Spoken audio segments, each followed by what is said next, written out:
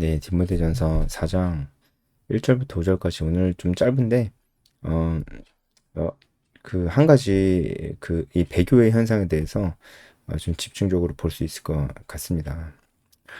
어, 1절부터 보면 네, 이 배교의 현상에 대해서 바울이 얘기를 하는데 이것이 성령이 밝히 말씀하신 것이라고 얘기하고 있습니다. 이것은 정확하게 언제 어떻게 바울에게 이렇게 계시하셨는지는 알기가 어렵고 바울이 또 본인이 직접 계시의 말씀을 받은 것을 얘기하는 것인지 아니면은 예수님의 가르침 사도들로부터 전해진 그 예수님의 가르침을 얘기하는 것인지 정확히 알 수 없는데 그건 별로 중요한 것 같지 않아요. 분명히 예수님께서도 이에 대해서 분명히 말씀하셨고 예수님께서 말씀하셨기 때문에 바울이 동일한 내용을 성령을 통해서 그 감동으로 계시를 받은 것일 수도 있습니다. 어쨌든 우리는 이 배교의 내용이 처음 등장하는 건 아니고 성경에 많이 등장하는 내용이라는 것을 알고 있기 때문에 전혀 문제가 되지는 않습니다. 그 배교가 무엇이고 어떤 형태로 있었는지 그리고 지금 우리에게 주는 메시지가 무엇인지가 더 중요하겠죠. 후일에 어떤 사람이 일어나서 이제 배교의 현상이 일어난다. 거짓 가르침, 거짓 교사들이 일어난다. 이렇게 얘기를 하는 건데 이 후일이라는 건요. 막연하게 그 미래 그 어느 때쯤에 이렇게 얘기하는 것이기도 하지만 이 종말의 때, 이 마지막 말세 때라고 얘기할 수 있습니다. 말세 때에 이런 일들이 일어난다는 거죠. 말세라고 하는 것은 여러분 다 아시겠지만 말세라는 것은 진짜 예수님 재림하시기 직전만을 말세라고 얘기하지 않습니다. 예수님이 이 땅에 육신을 입고 오셨을 때 예수님의 초림 때부터 예수님 재림하시는 그 기간까지 예수님 아직 재림 안 하셨죠? 예수님 초림부터 재림까지의 기간은 다 말세라고 마지막 세대죠. 말세라고 합니다. 그러니까 우리는 지금 말세에 살고 있는 거죠. 그때 나타난 현상이 바로 이런 배교의 현상이다. 이렇게 얘기를 하고 있는 것입니다. 이때 사람들이 믿음에서 떠나서 미혹하는 영과 귀신의 가르침을 따르리라 이렇게 나와 있어요. 이걸 보면서 우리가 두 가지 정도 생각해 봤으면 좋겠는데 첫 번째는 미혹하는 영, 미혹하는 영 여기에 대해서 어떻게 생각해야 되냐는 거예요. 그러니까 뭐냐면 나는 나는 항상 하나님 앞에서 순수하고 선하고 괜찮은데 미혹하는 영이 나를 미혹을 해가지고 내가 미혹해서 넘어졌다. 그러니까 나는 별로 잘못한 게 없다. 뭐 이렇게 말은 안 하지만 그렇게 여기는 거예요. 그러니까 나는 별로 잘못한 게 없다. 미혹하는 영이 나를 괴롭혀서 그런 거다. 저 사람도 착한 사람인데 저 사람이 잘못했다기보다는 저 사람을 미혹하는 그 영이 그 못된 영이 잘못한 거다. 라는 식의 시각이 있다는 거죠. 그러니까 자기가 어 자기가 어떻게 생각하고 자기가 어떤 문제가 있고 이런 거를 생각하기보다는 어떤 영이 자꾸 자기를 괴롭히고 어떤 영 때문에 내가 이렇게 미혹됐고 저 사람이 미혹되고 이렇게 생각을 한다는 거죠. 그러니까 거기 가지 마. 거기 가면 미혹하는 영이 있어. 이렇게 얘기를 하는 거예요. 미혹하는 영이 있겠죠. 미혹하는 영이면 거기만 있어요? 아니, 거기 가지 마. 미혹한 영이 있겠죠. 뭐 그럴 수는 있어요. 그러니까 뭐 이단 집단이라든지 그런 곳에 미혹하는 영이 더 활발하게 일하겠죠. 그러면 딴 데는 없어요? 다른 데는 미혹하는 영이 없어요? 딴 데도 다 있어요. 다른 데도 다 있어요. 그럼 다른 데서는 활발하게 활동 안 해요? 다른 데서도 활발하게 활동해요. 다만 그곳에는 정말 그 미혹하는 영 때문에, 그러니까 자신의 죄 때문에 그 죄를 타고 들어온 미혹하는 영이 그들을 더 부추겨서 그런 생각을 갖고 있는 사람들이 더 많기 때문에 그런 이단 집단이나 이단 유사한 집단에 가면은 그런 사람들과 어울리다 보면은 잘못된 가르침을 수용하게 되고 어 그러니까 그런 영향을 받을 수가 있죠. 그렇게 얘기할 수는 있죠. 그런 곳에 잘못된 가르침을 진짜로 알고 있는 사람들이 많기 때문에 그곳에 가서 그런 얘기를 계속 듣고 그런 사람들과 어울리다 보면 그런 영향을 받게 된다. 이렇게 얘기할 수 있죠. 충분히 그렇게 얘기할 수 있죠. 그런데 거기 가면 미혹하는 영이 있어. 미혹하는 영에 미혹돼. 이거는 좀 생각해 보자고요. 자기는 뭐 괜찮은데, 자기는 괜찮은 사람인데, 거기 영이 거기 있어가지고, 너가 그 영 때문에, 뭐 귀신 들리는 것처럼, 영 때문에 그렇게 너가 미혹이 된다. 이런 관점이 맞냐고요. 그럼 다른 데는 미혹하는 영이 없냐고요. 다 있어요. 미혹하는 영은 다, 사탄, 귀신이 본질적으로 미혹하는 영입니다. 거짓말의 영이잖아요. 그러니까 그러면 사탄 마귀가 거기만 있냐고요. 다 있어요, 다. 언제나 있어요. 우리 옆에 있습니다. 그러니까 마치 거기만 있는 것처럼 너는 괜찮은데 네가 거기 가서 마치 무슨 귀신에 홀리는 것처럼 너가 그렇게 될 수 있다는 식의 관점이 그렇게 좋지는 않다고요. 무슨 말인지는 알겠는데 그렇게 좋지 않다고요. 왜냐면 이게 왜 안 좋냐면은 그 무슨 다 이 책임을 다 그 영에게 돌려요. 이 잘못된 영, 사탄, 마귀, 귀신한테 모든 책임을 다 돌려. 자기는 잘못 없어요. 자기는 저 사람도 잘못 없어. 저 사람 착한 사람이야. 저 사람이 무슨 저 사람 착한 사람인데 그 영 때문에 그런 거야. 이런 관점이 아주 잘못됐다고요. 자기 잘못이야, 자기 잘못. 예? 그 사람이 미혹됐다고요? 그 사람 잘못이지. 그 사람 잘못이지 왜 무슨 영에게 자꾸 책임을 돌려요. 이런 겁니다. 이런 겁니다. 그러니까 내가 잘못한 거예요. 근본 원인은 내가 잘못하는 거예요. 내가.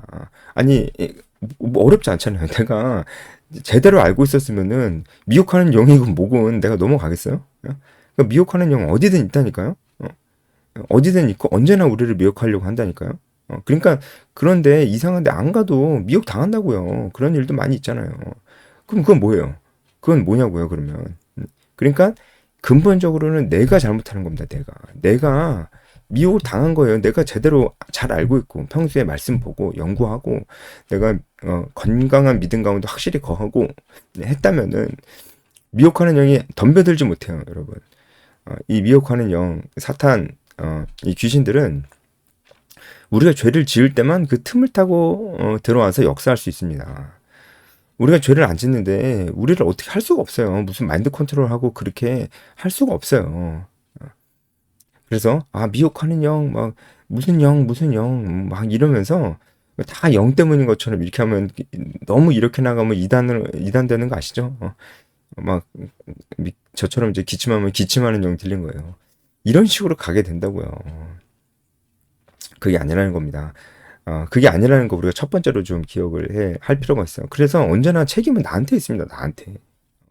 그래서 내가 항상 깨어 있어야 되고, 내가 긴장하고 있어야 되고, 내가 준비가 돼 있어야 되고, 내가 말씀을 봐야 되고, 지식을 축적을 해야 되고, 내가 하나님을 진정으로 사랑해야 되고, 항상 이 신앙에 진지해야 되는 겁니다.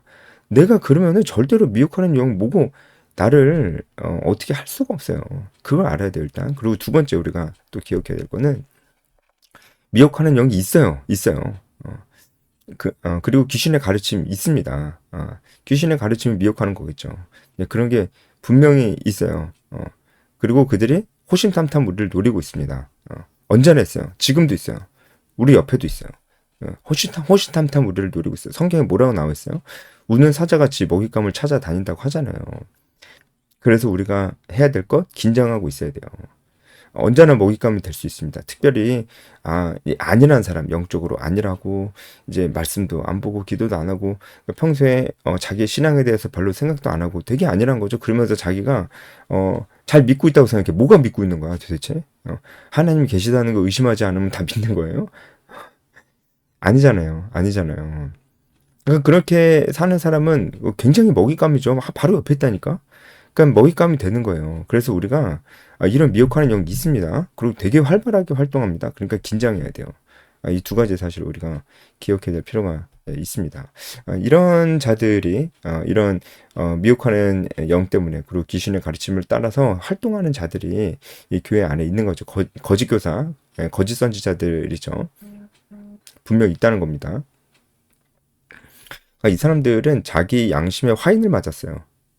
이 화인이라는 건요, 여러분 이제 뭐 영화 같은 데 보면은 이제 뭔가 쇠를 빨갛게 달궈가지고 막 사람 뭐 가끔 보면은 사람 이마에 어떤 가문의 문양을 막 찍어 놓는다든지 뭐 동물에게도 어떤 뭐 도장처럼 이렇게 탁 뭐 엉덩이에 탁 찍어 놓는다든지 이 쇠를 빨갛게 달궈서 이제 그런 장면들 많이 보잖아요. 그게 화인입니다. 근데 양심에 이 화인을 맞았다는 거는 그 양심이 없네 없어. 단순히 이런 표현이기보다는 누군가가 이 사람의 양심을 자기의 소유라고 도장을 찍어 놓은 거예요. 그렇잖아요. 동물 엉덩이에다가 화인을 딱 찍는 것은 이 동물의 소유가 누구다라는 것을 밝히는 거거든요. 그러니까 이 화인은 소유주를 나타내는 거예요. 근데 어떤 사람의 양심에 이 사람 양심은 내 거야, 이 사람 마음은 내 거야라고 화인을 찍어버린 거예요. 그러니까 이 화인을 찍은 사람 누굴까요? 앞에 나오잖아요. 그 사탄, 마귀, 귀신입니다. 이 미혹의 영이에요. 그가 어떤 사람의 마음에 도장을 찍어버리는 거야. 이 사람 마음 내 거야. 이렇게. 그래서 여기서 다시 한번 그래서 그놈들은 나쁜 놈들인데 나는 착한데 걔네들 때문에 내가 이렇게 됐다라고 얘기하면 안 되고 내가 문을 활짝 열어줬기 때문에 그들이 와서 내 마음을 완전히 점령을 해버리는 거예요. 마음과 생각을 점령을 해버리는 거예요. 그런 의미에서 화인을 맞았다라고 하는 겁니다. 단순히 비양심적이다라는 얘기가 아닌 거예요. 굉장히 끔찍하죠. 그죠? 그냥 단순히 비양심적인 거라기보다는 그것보다 더 끔찍한 것 같습니다. 이 사람들의 특징은 외식함. 그러니까 이 외식하다는 말이 히포크리노마인데 히포크리노마이. 네, 이거는 배우처럼 행동한다라는 뜻입니다. 그러니까 그들이 거짓으로 행동하고 거짓말도 하고 말과 행동이 다 거짓말이라는 그런 결과로 나온다는 거죠. 아주 끔찍한 일이 일어나는데 이 사람들이 이렇게 활동을 하면서 이 교회 안에서 사람들을 헷갈리게 만들고 잘못된 가르침을 그들에게 이제 주입시키고 사람들을 모은다라고 하는 거예요. 영향력을 행사한다라고 하는 거예요. 그런데 이 사람들이 어떤 가르침을 가르치냐. 그 중에서 이제 한 가지를 3절에서 얘기하고 있는 거예요. 그게 뭐냐면은 바로 혼인을 금하고 어떤 음식물은 먹지 말라고 이렇게 얘기를 한다는 겁니다. 이 사람들의 정치는 둘 중 하나입니다. 첫 번째는 유대교적 이단이에요. 유대교적 이단.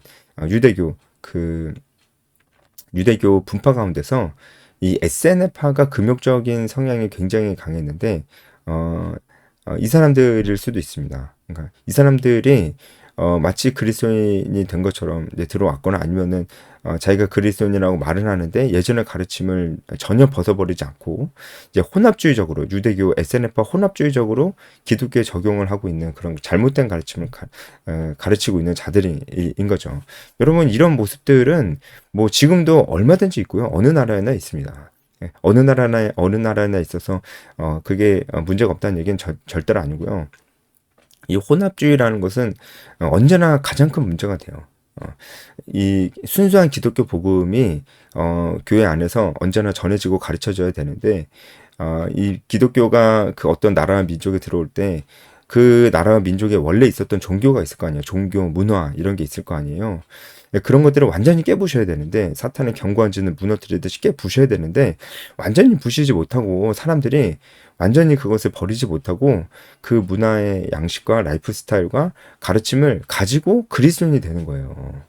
그러면 그리스도인이 되고 나서 그것을 조금씩 이제 바꿔나가야 되는데 바꾸질 않고 오히려 그렇게 살아도 된다. 그리스도인인데 그렇게 살아도 된다. 더 나아가선 그리스도인들도 이렇게 살아야 된다라고 잘못된 가르침을 얘기하는 경우로 발전하게 되는 겁니다.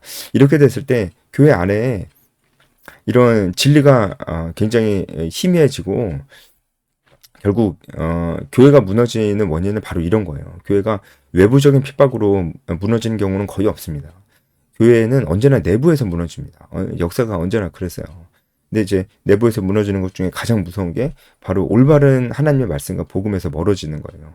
근데 그렇게 멀어지는 그런 이유 중에 하나가 바로 이런 혼합주의입니다. 그러니까 유대교 분파 중에 하나인 SNF파 사람들이 그리스도인이 됐는데 이 복음을 온전히 믿지 못하고 그리고 잘못된 가르침을 여전히 가지고 자기가 SNF파일 때 가르침을 가지고 기독교에 적용을 하려고 하는 거예요. 잘못된 가르침이죠.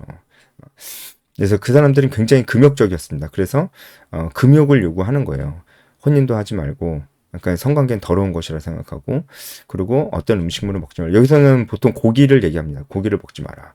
이렇게 얘기를 하는 겁니다. 금욕주의죠. 그리고 이 그 SNF파 이단 말고 영지주의 이단도 있었어요. 영지주의 이단. 이 영지주의 이단은 이 신약성경 전체적으로 등장하고 있습니다. 이 영지주의 이단은 헬라 철학의 혼합주의라고 볼 수가 있죠. 헬라 철학의 혼합주의. 헬라 철학 중에서도 플라톤 철학의 영향을 좀 받았는데, 플라톤 철학이 이원론적인 성격이 있습니다. 그러니까 현실보다는 초현실적이고, 그러니까 이 세상의 빛과 어둠의 세력의 그런 대결 가운데 있다고 이제 보는 겁니다. 그래서 그 육체는 아주 더럽고 나쁜 것이고, 영혼만 성결하고 좋은 것이다, 선한 것이다라고 이렇게 생각을 하면서 영혼과 육체를 둘로 극명하게 가르는 이원론적인 성격을 헬라 철학이 가지고 있었어요. 그런데 이 헬라 철학도 기독교와 섞여가지고 혼합주의가 돼버린 거예요.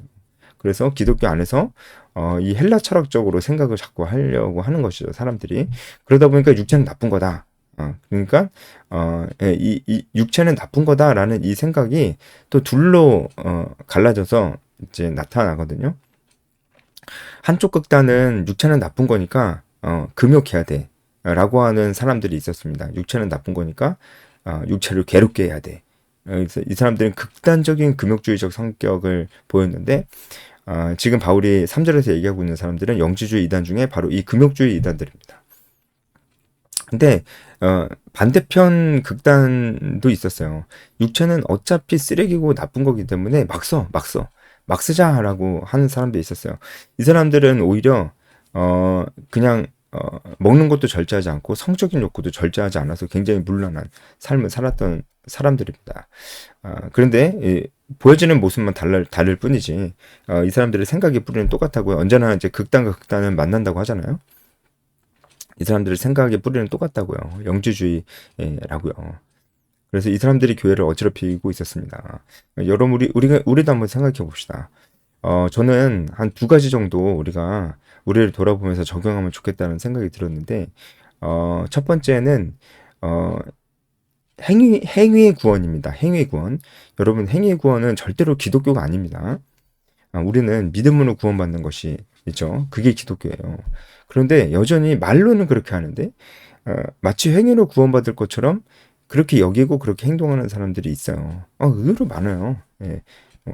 그 예를 들어서 나는 자칫하면 잘못하면은 지옥에 갈 것 같다, 이렇게 얘기하는 사람들 중에서는 그렇게 생각하는 사람은 반드시 행위 구원으로 갈 수밖에 없습니다. 왜냐면 예수님 믿냐고 물어봐요. 그럼 믿는데요. 근데 자기가 여러 가지 이유로 자칫하면은 지옥에 갈 수도 있다고 생각한대요. 그러니까 예수님 믿고 있는데도 지옥에 갈 수 있다는 거잖아요. 그럼 어떻게 해야 돼요? 가면 안 되잖아요. 그럼 어떻게 해야 돼요? 잘 살아야 돼요. 이때부터 이제 잘 사는 게 중요해지는 겁니다. 잘 살아야 지옥에 안 간다는 겁니다. 잘 살아야 지옥에 안 가고 천국에 간다라고 얘기하는 겁니다. 그러면은 천국에 가는 거는 은혜가 아니죠. 천국에 가는 거는 자기가 잘 살아서 얻은 대가죠. 여기에는 그래서 십자가가 필요가 없는 것입니다. 그 사람들은 자기가 행위구원적인 생각을 갖고 있는 것도 잘 모르는 것 같아요. 행위구원입니다. 근데 공공연히 행위구원을 아주 대놓고 얘기하는 기독교인들도 요새 우리나라의 자유주의 신학이 물밀듯이 들어오면서 너무나 많아지고 있어요. 안 됩니다. 도덕적으로 살아야지, 그래야지 마치 천국에 갈 수 있는 것처럼, 사회 참여를 적극적으로 해야지 마치 천국에 갈 수 있는 것처럼 얘기하는 사람들은 행위구원입니다. 지금 이 3절에 혼인을 금하고 음식물을 먹지 말라, 이 금욕주의적 이단들도 행위를 강조했어요. 그래야 구원받을 수 있다는 것처럼 얘기를 했어요. 우리도 그런 성향이 강합니다. 우리가 그런 지금도 우리는 구원의 확신을 가지고 행위구원에 빠지지 않도록 노력을 해야 되고요. 행위구원에 빠지지 않도록 이 믿음의 확신 가운데 거해야 되고요. 그리고 그 행위구원까지는 아닌데 행위를 너무 강조하는 거예요. 행위가 중요합니다. 그런데 전부 어떤 사람을 볼 때 그러니까 그 사람이 진짜 인격적으로 하나님과 동행하고 있는지는 그건 별로 관심이 없고, 교회 나오는지 안 나오는지, 봉사를 많이 하는지 안 하는지, 이런 것만 보는 거예요. 그러니까 교회 열심히 나오고 봉사 열심히 하면 문제가 없다고 생각하는 겁니다. 절대 그렇지 않습니다. 여러분 아까 제가 말씀드렸듯이 자칫하면 지옥에 갈 것 같다 생각하는 사람들도 굉장히 열심히 교회 생활을 합니다. 왜? 지옥 갈 것 같으니까. 근데 문제가 없어요? 있잖아요. 그러니까 우리가 그냥 교회 열심히 나오고 봉사 열심히 한다고 다 잘 되는 게 아니라는 거예요. 근데 우리가 그렇게 본다고요. 저 사람 열심히 하니까 괜찮게 신앙 좋네. 이렇게 생각한다고요. 이런 우리들의 관점도 버려야 됩니다. 그러니까 대표적인 것으로 제가 많이 말씀드렸지만 우리가 행위에 초점을 맞춘다는 것은 기도의 내용보다 기도의 시간을 더 중요하게 여기고 말씀을 정말 전심으로 자신의 영혼의 거울 삼아 보고 그리고 이 뜻이 정말 그러한가 하면서 이 말씀을 더 알아가려고 하면서 보는 게 아니고 그냥 몇 장 읽었냐 이게 더 중요한 거죠. 그냥 몇 장 읽었냐 이게 더 중요한 것으로 보는 겁니다. 예, 그런 것들이 다 행위에 초점 맞춰져 있는 거예요. 만약에 우리도 그렇다면은 우리도 잘못된 가르침을 따르고 있는 겁니다. 네, 그리고 우리가 또 적용해 볼 수 있는 거 또 한 가지는 영주주의적인 생각이에요. 영주주의적인 생각. 그러니까 영적인 일만 되게 귀하고 다른 건 다 육적인 일은 다 내팽개쳐. 그럼 중요하지 않아. 이렇게 생각하는 거예요. 그러니까 예배 시간에는 막 되게 진짜 무슨 마이크 그 하나 안 나오면 난리가 나고 뭐 이제 그 방송실 조금 사고 나면 난리가 나는데 그 이후 시간은 뭘 어떻게 사는지 서로 점검도 안 해주고 관심도 없다는 거예요. 예배 시간에만 그 시간에만 되게 경건하고 거룩해야 된다고 생각하는 것입니다. 절대 그렇지 않죠. 예. 근데 그렇게 생각해요. 왜? 영적인 것이니까. 그리고 그리고 그런 것도 있어요. 이제 우리 기독교인들이, 그냥 우리는, 복음만 전하면 돼. 우리는 하나님 말씀만 전하면 돼. 가르치면 돼. 그리고 이 사회가 어떻게 돌아가는지는, 그거는, 뭐, 가슴 아프지만, 그거는 내가 해야 될 일이 아니야. 관심을 꺼버리는 겁니다. 이 사회가 어떻게 돌아가는지에 대해서 몰라도 된다고 생각하는, 그건 중요하지 않다고 생각하는 것입니다. 그것도 약간 영지주의적인 생각일 수가 있다라는 거예요. 여러분, 그렇나요? 여러분, 하나님께서 온 사회, 이 세상을 통치하시는데 어떻게 우리가 이 세상에 관심이 없을 수가 있죠? 우리는 이 세상에 관심을 가져야 돼요. 그리고 우리는 끊임없이 이 사회, 이 세상에 하나님의 도덕적 통치가 이루어지길 바라야 됩니다. 그것이 바로 주기도문에 있는 이 뜻이 하늘에서 이루어진 것 같이 땅에서도 이루어지길 바란다는 기도예요. 하나님의 뜻이 이 땅에서 믿지 않는 사람 포함해서 이 땅에서 하나님의 도덕적 통치가 이루어져야 됩니다. 우리는 이 일에 관심을 가져야 돼요. 물론 예수님 재림하시기 전까지 이 땅에 완전한 도덕적인 현상은 있을 수는 없어요. 하지만 그렇다고 우리가 아무것도 안 하고 있다는 것은 하나님의 도덕적 통치에 무관심한 겁니다. 이 세상에 관심을 가져야 돼요. 물론 결국 제일 중요한 건 복음입니다. 복음 없이는 이 세상이 완전한 도덕적 통치라는 것이 이루어질 수 없는데 이것도 조심해야죠. 우리가 이 사회에 관심을 갖지 않는 것도 영지주의적인 영적인 일들만 중요하고 나머지 일들은 그렇게 중요하지 않다고 생각하는 것은 영지주의적인 생각일 수가 있다고요. 우린 이 사회에 관심을 가져야 됩니다. 이 사회에 하나님 뜻과 반대되는 그런 성경적 가치관과 반대되는 너무나 극명하게 반대되는 뭐 이런 그런 법들, 악법들에 대해서 우리는 그것이 잘못했다. 라고 그렇게 얘기를 할 수 있어야 됩니다. 그런데 참 오늘부터 정보통신망법 개정안이 오늘부터 실행되거든요. 그래서 자칫하면은 뭐 불이익을 당하고 막 그 징벌적 손해배상 받고 이런대요. 정말 마음이 너무 아픕니다. 우리는 목소리를 내야 되거든요. 그것은 성적인 윤리에 어긋난다. 그것은 생명윤리에 어긋난다. 그것은 가족윤리에 어긋난다라고 반드시 기독교인들이 목소리를 내야 돼. 그래서 기독교가 전해지는 곳에 그 나라에 실제로 도덕적 문란이 그 성적 문란이 해결되는 거예요. 기독교인들이 가만히 있는데 그게 해결되겠어요? 사회적인 문제에 대해서 그냥 입국탓하고 있는데 해결되겠냐고요. 아니에요. 우리 선배들은 되게 노력 많이 했어요. 노예제도 철폐라든지. 근데 왜 우리는 관심이 없냐고요. 예. 사회에 관심이 있다는 것은 이 법과 제도에 관심이 있다는 거예요. 실제로 법이 세상을 바꾸기 때문에. 아, 결국 법과 제도에 관심이 있다는 것은 정치에 관심이 있다는 겁니다.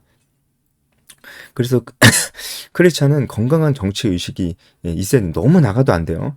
건강한 정치 의식이 분명히 있어야 됩니다. 우리는 그냥 복음 전하고 전도 제자만 누구보다도 제가 전도 제자만 얘기하는 사람인데 전도 제자만 얘기하면 안 되죠. 저기 어 그러면 안 되죠. 그래서 그렇죠. 하지만 그래도 전도 제자가 제일 중요한 것이긴 합니다. 근데 그것만 얘기하면 안 되죠. 그러면 영지주의적인 흐름으로 갈 수 있다는 말입니다. 네, 오늘 설명이 좀 길어졌는데. 네, 그 이후에는 이제 음식물은 하나님이 지으신 바니 믿는 자들과 여기서부터 맨 마지막까지는 이런 그 영지주의 이단들, SNF 이단들과는 너무나 극명하게 대조되게 우리 올바른 믿음을 가지고 있는 자들이 어떻게 살 수 있는가에 대해서 얘기하는 건데 너무나 자유롭지 않아요? 음식물은 하나님 지으신 거니까 감사함으로 받으면 된다. 너무 자유로워요.